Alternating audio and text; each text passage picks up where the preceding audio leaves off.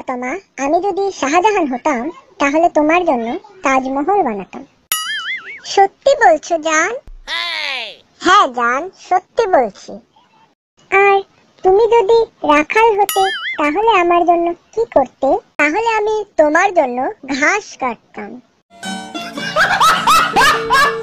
আচ্ছা, আজকে তুমি আমার থেকে এত দূরে দাঁড়িয়ে কথা বলছো কেন?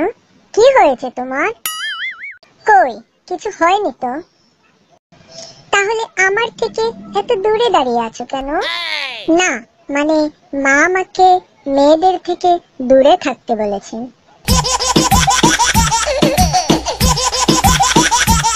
জান, তোমাকে আজকে খুব সুন্দর দেখাচ্ছে।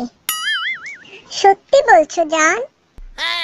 হ্যাঁ জান, তোমাকে দেখে মনে হচ্ছে তুমি পৃথিবীর অষ্টম আশ্চর্য।